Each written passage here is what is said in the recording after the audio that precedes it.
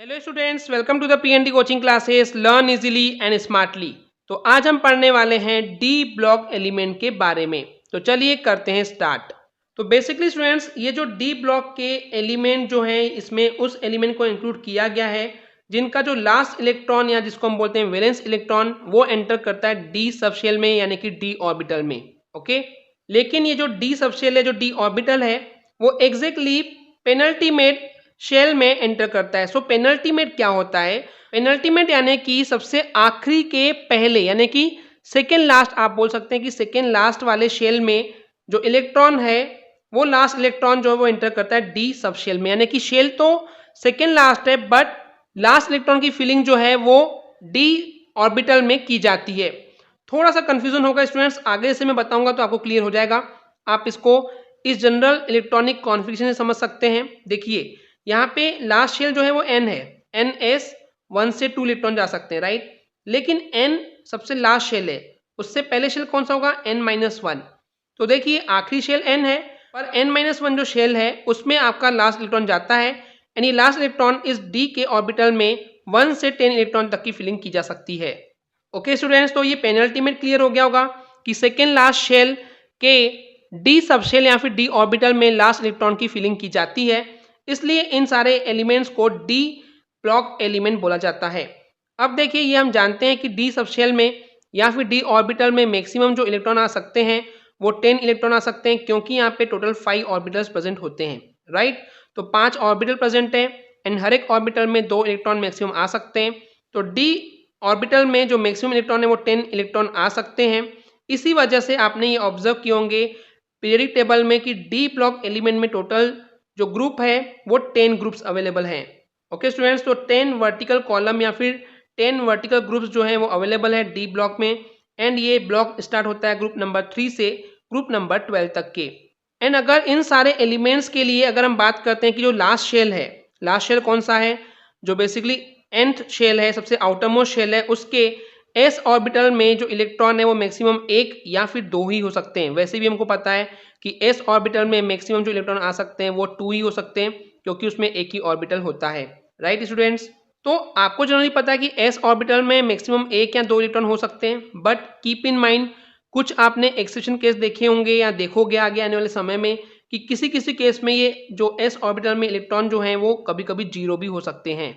And ये ऐसा इसलिए होता है क्योंकि इलेक्ट्रॉन की फिलिंग जो है वो पहले पेनल्टीमेट यानी कि डी सबशेल यानी कि डी ऑर्बिटल में की जाती है, जो कि n-1 डी से रिप्रेजेंट किया जाता है। ओके स्टूडेंट्स, इतना क्लियर है।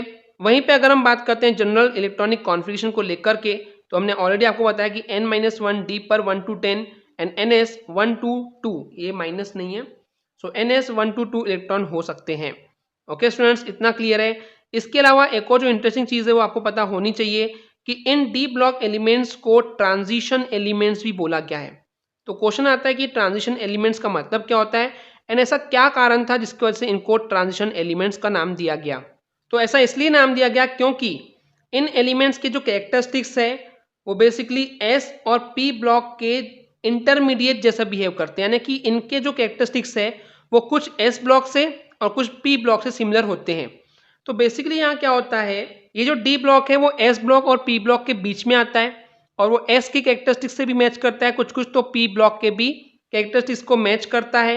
एंड इस डी ब्लॉक में टोटल जो है वो 4 आपको पीरियड्स देखने को मिलते हैं, इसलिए यहाँ पे 4 ट्रांजिशन सीरीज आपको इस ब्लॉक में यानी कि डी ब्लॉक में देखने को मिलते हैं। ओके स्टूडेंट्स, एंड हर एक ट्रांजिशन सीरीज यानी कि हर एक ट्रांजिशन सीरीज में हर एक जो बेसिकली पीरियड है, 4 पीरियड्स हैं, इसमें आपको 10-10 एलिमेंट्स देखने को मिलते हैं। क्यों?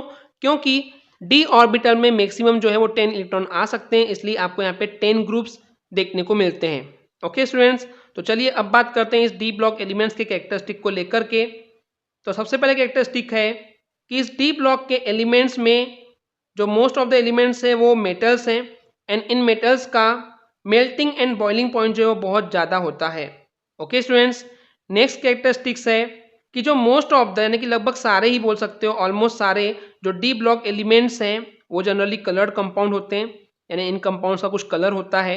एंड ये डी ब्लॉक के एलिमेंट जो है वो नॉर्मली आपको कॉम्प्लेक्स नेचर में देखने को मिलते हैं। नेक्स्ट कैरेक्टरिस्टिक्स है कि ये डी ब्लॉक के एलिमेंट जो हैं ये जनरली आपको ऑक्सीडेशन स्टेट में वेरिएबल नेचर शो करते हैं, यानी कि इन सारे एलिमेंट्स का जो ऑक्सीडेशन स्टेट है वो आपको अलग अलग देखने को मिलता है। नेक्स्ट कैरेक्टरिस्टिक्स है कि इस डी ब्लॉक के एलिमेंट्स का अगर हम जो कंपाउंड्स देखते हैं, यानी कि इन एलिमेंट्स के जो कंपाउंड्स बनते हैं वो जनरली नेचर में जो है वो पैरामैग्नेटिक नेचर के होते हैं। तो पैरामैग्नेटिक नेचर का मतलब है कि ये कंपाउंड जो है वो बेसिकली वीक मैग्नेटिज्म कैरी करते हैं, यानी कि इनका जो मैग्नेटिक नेचर होता है वो बहुत ही कमजोर होता है, उसको हम बोलते हैं पैरामैग्नेटिक। ओके स्टूडेंट्स, तो आपको सिंपली इस पॉइंट में यही याद रखना है कि डी ब्लॉक के एलिमेंट्स के जो कंपाउंड होते हैं वो नेचर में पैरामैग्नेटिक होते हैं। पैरामैग्नेटिक का मतलब होता है कि जिसमें मैग्नेटिक जो नेचर है वो बहुत ही वीक होता है।